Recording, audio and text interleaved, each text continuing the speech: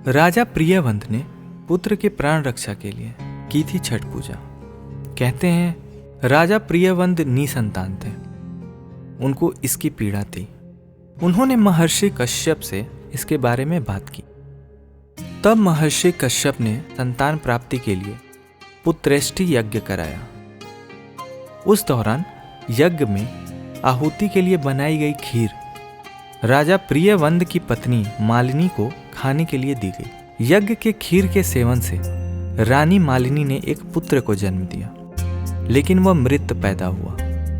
राजा प्रियवंत मृत पुत्र के शव को लेकर शमशान पहुंचे और पुत्र वियोग में अपना प्राण त्यागने लगे। उसी वक्त ब्रह्मा की मानस पुत्री देवसेना प्रकट हुई। उन्होंने राजा प्रियवंत से कहा, मैं सृष्टि की मूल प्रवृत्ति के छठे अंश से उत्पन्न हुई हूँ, इसलिए मेरा नाम छठी भी है। तुम मेरी पूजा करो और लोगों में इसका प्रचार प्रसार करो। माता छठी के कहे अनुसार राजा प्रियवंत ने पुत्र की कामना से माता का व्रत विधि विधान से किया। उस दिन कार्तिक मास के शुक्ल पक्ष की छठी थी। इसके फलस्वरूप राजा प्रियवंत को पुत्र प्राप्त हुआ और तब से हम छठ मनाते हैं। छठ पूजा हिंदुओं का सबसे प्रसिद्ध त्यौहार। यह त्यौहार हिंदू कैलेंडर के अनुसार कार्तिक माह के शुक्ल पक्ष की छठी को मनाया जाता है। यह त्यौहार 4 दिन तक चलता है। छठ पूजा मुख्य रूप से बिहार एवं उत्तर प्रदेश तथा भारत के अन्य भागों में मनाई जाती है।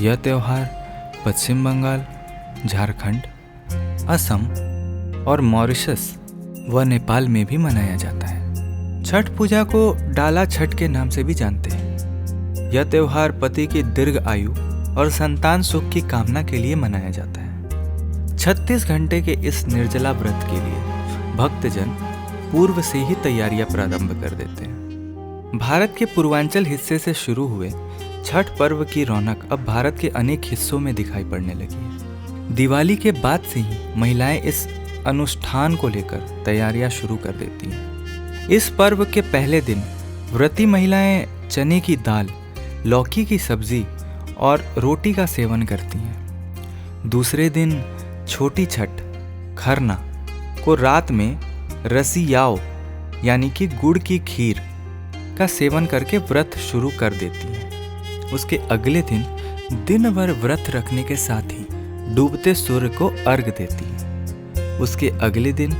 उगते सूर्य को अर्घ देकर व्रत का पारण करती हैं। सुख समृद्धि के प्रतीक सूर्य देव की कृपा धरती के सभी जीव जंतुओं पर बनी रहे, इसका वरदान मांगती हैं। छठ पर्व पर अपनी सामर्थ्य के अनुसार लोग प्रसाद की व्यवस्था करते हैं। 7, 11, 21 व 51 प्रकार के फल सब्जियों और अन्य पकवानों को बांस की डलिया में लेकर व्रती महिला के पति या फिर पुत्र घाट तक जाते हैं। घाट पर पंडित के माध्यम से पहले शाम को और फिर सुबह गाय के कच्चे दूध से भगवान सूर्य को अर्घ दिया जाता है। घाट तक जाते समय महिलाएं छठ मैया के गीतों को गाती हैं और सूर्य उपासना के बाद घाट पर दिवाली जैसा माहौल बन जाता है।